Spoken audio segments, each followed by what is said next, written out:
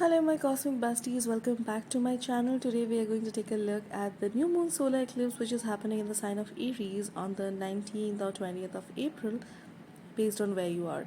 Now, you will have to check your local databases in order to find out when it's exactly happening for you.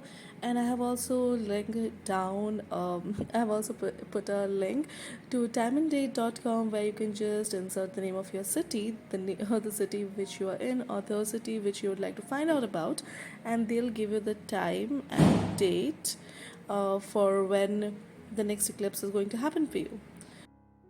So, getting back to the topic of this video, eclipses in general are viewed with much importance. They have been followed in ancient times and even in medieval times when we had rulers and the astrologers would follow where the eclipses or when the eclipses happen, and there was of this sense of mortality with the king or nations going down and stuff. So eclipses happen when the orbit of the moon and the north node and the south node, the orbit of the north node and the south node, they line up, or when they come in close conjunction, which is why even though we have a new moon every month, we don't have an eclipse every month. Eclipses only happen every once in a while, like to be precise, 4 times a year. So that is when we usually have two sets of eclipses every year, and this first eclipse, which is happening this year, is in the sign of Aries, and it's really interesting and it's really striking because the north node is still in Taurus. So the eclipse is actually happening at 29 degrees 50 minutes of Aries, 50 minutes into Aries. So that's really striking, and that's something which is very significant because the 29 degree is also called the energetic degree of a sign. The sun stays in any sign for a span of about 30 days, and so the signs are split up into 30 degrees, and it starts with the 0 degree of a sign to the 30th degree, which is the 29th degree of a sign. So if it's like 0 to 1, that's 1 degree, and 1 to 2, that's the second degree. So the 29th to the next 0 is the 30th degree. So 29th degree is called the final degree of any sign. And last degrees of any sign, last degrees, so it's like if you split a sign into three parts. The first parts are about births. The second part of any sign is about assimilation, about stability. They bring in those earth, those fixed archetypes. They bring in the bring in the energies of being fixed. And the last phase of any sign, the last 10 degrees, is always about. It's always the sign breaking down. So it's like it brings in those mutable qualities of the mutable qualities into the sign. So that is why we have three modalities. Well, okay, not the topic of this video, but just a random fact which I wanted to throw in here. For those who might not be aware of this. So since this is happening in the 29th degree, it's like the last degree of any sign, and it's also happening at the 50th minute. So it's like it's almost over, it's almost out. So this is a really transitionary time. This brings in that energy of transition. This brings in that energy of change, that need for change, that need for changing of what was old and bringing in something which is new, because Aries is the first sign of the zodiac wheel. Is also about newness, it's about new birth, and new things, and new ideas and new visions, and pioneering something new. Aries is also the leader. So this breaking down, this eclipse happening on the 29th degree, is actually telling us that, and you have to note that the lunar nodes are actually shifting from the Taurus Scorpio axis, which is fixed, into the cardinal axis of Aries and Libra, both of which are cardinal signs. And the cardinal signs like initiating stuff, right? And the fixed signs like stabilizing stuff. But with all the energy of the collective which is there in the universe right now, it's all about breaking down of the old and creation of something new. And this eclipse follows the same thought pattern. This eclipse follows the same energetic theme, and this eclipse is all about that. This eclipse is about breaking down those things which are no longer working for us, which we might think is fixed for us, those ideas, those notions which we are holding, those thought patterns which we might be holding. and we think that okay, I cannot do this particular thing, or I cannot do that because of this reason. And yes, we have our reasons, and they are all valid reasons, but universe is almost here telling us to break those fixed patterns, break those calcified thought forms, and start something new, start a new way of looking into things, start a new way of doing something. Also, in a broader spectrum, eclipses always happen. Eclipses have a 19-year long cycle. So the last time eclipse happened in the sign of Aries on the 29th degree, it was in April of 2004, if I'm not wrong. So, if you were old enough to have made some conscious decisions back then, it's a great time to look back and ask yourself what could be some of those decisions, what could be some of those themes which were going on in your life back then, and are you finishing up those themes now? Are those things almost coming to a close at this particular point, or are they reaching a peak?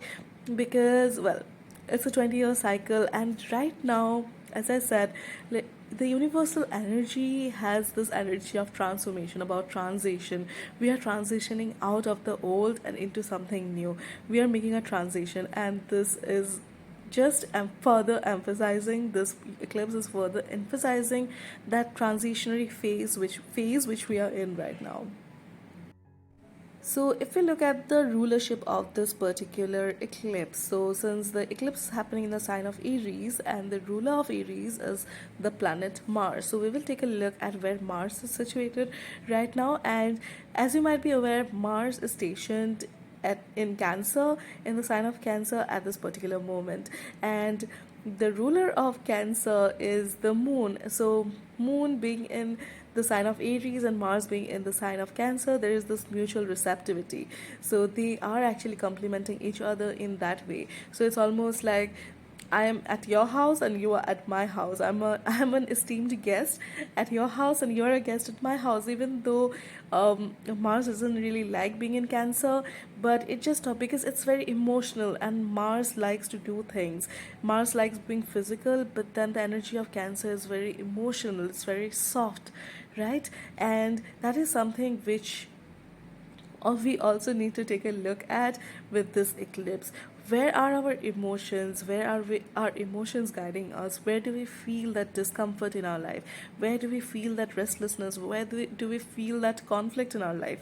Right? So we have to take a look into those things, because they are a great indicator of the things which we need to change in our lives at this particular moment, and where we can bring in those new things. So if you're confused, okay, like for some of you, you would be very clear about the chapters which are ending in your life. You would have clarity where this eclipse is hitting, and where what changes this eclipse is probably bringing out in you. But for others who might not be so clear about it, who might be on the fence about the decisions they need to make, because well, it's hard making a choice, right? It's hard deciding whether to do this or that. So universe is really telling you to take a look at your emotions. What are some of those emotional junks which we might be holding on to? What makes us feel emotionally put down? What makes us feel emotionally burdened? Or what's some emotional baggage which we might be carrying at this particular moment? Because that is actually a great indicator of where the changes need to happen. So it's almost like the moon is guiding you to look into your emotions, to look into your own heart, what you consider your own home, to look into your core and ask yourself, do you feel at home? Do you feel at home doing the things which you are doing? Do you feel comfortable doing the things which you are doing? Or do you feel restless? Do you feel unsatisfied? If you are feeling unsatisfied, what might be some of the things which are making you feel unsatisfied? Another interesting thing to note is that at this particular time, the moon and the sun are both making an out of sign square with Pluto. As you might know, Pluto is stationed at 0 degrees of Aquarius right now, and the eclipse is happening at 29 degrees of Aries.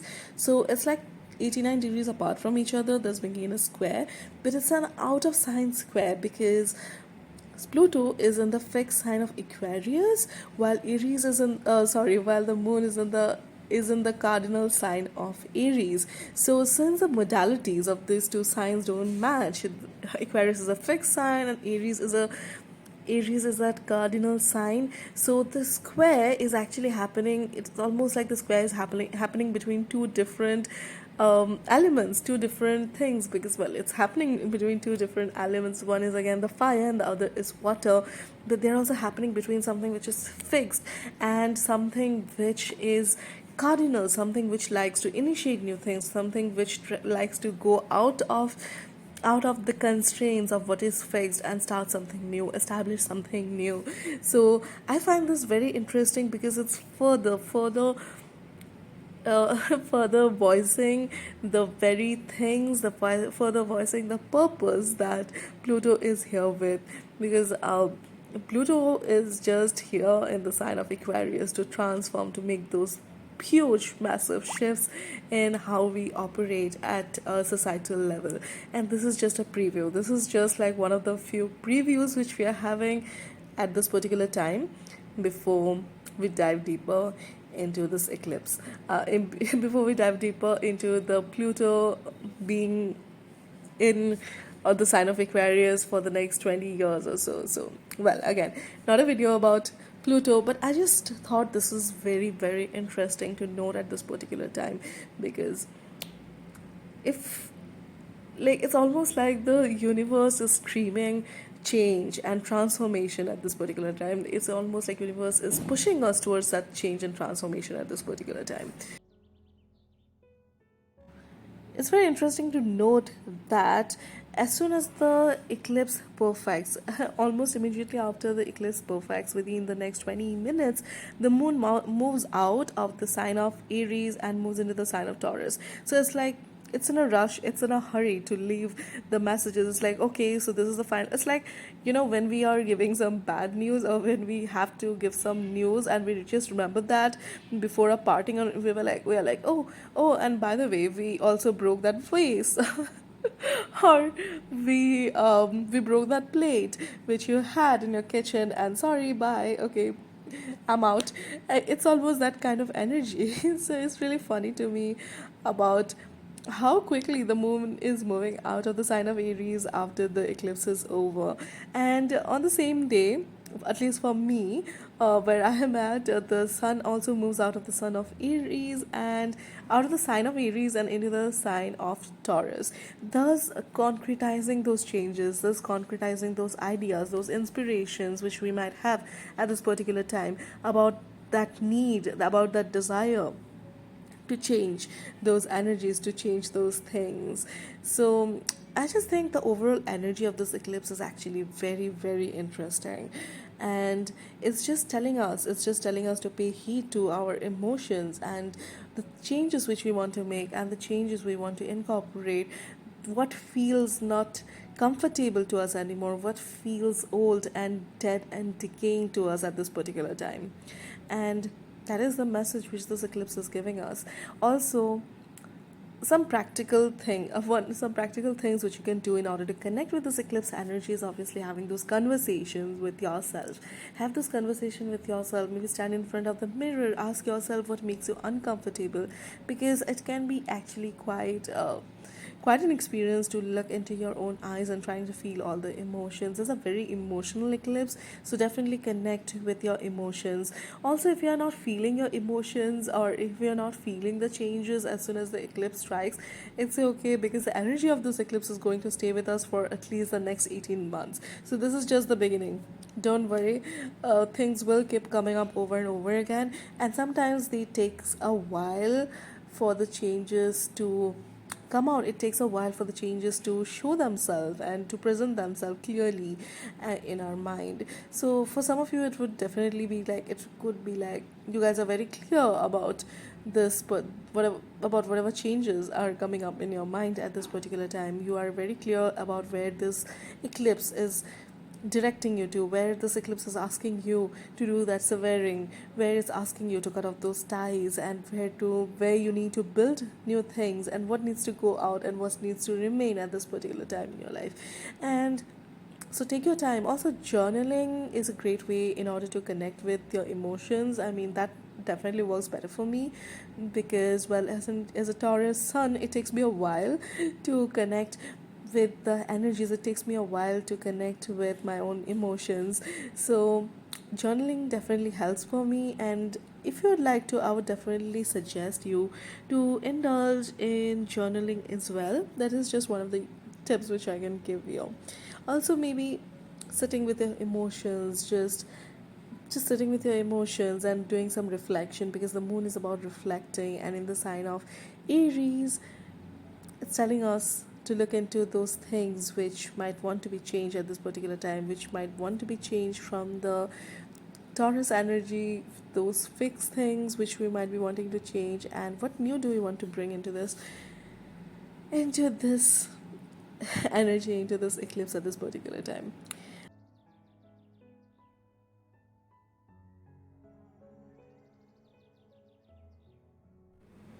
So for the archetypal energy of this eclipse, we have the mirror and the thread, and I love that the mirror showed up in this particular reading, because it just reconfirms, it confirms the feelings and the emotions which I was getting about this new moon, about the importance of reflecting, about the importance of connecting with yourself, and even mirror work. It's a great time to do some mirror work and connect with your inner self and ask yourself, where are you getting the pull from? What is pulling you?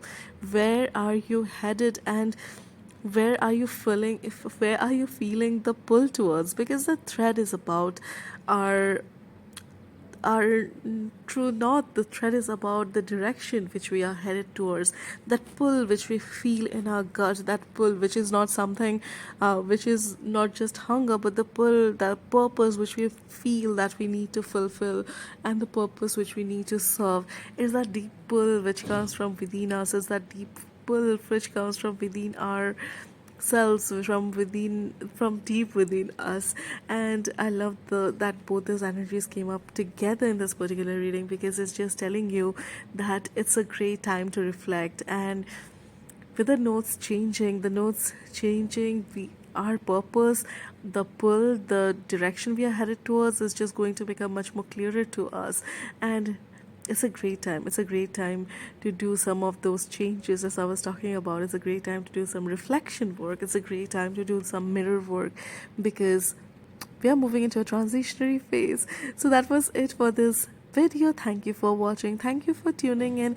If you like this video, do give this video a like, leave a comment down below, and subscribe, because it really helps the channel. Thank you so much.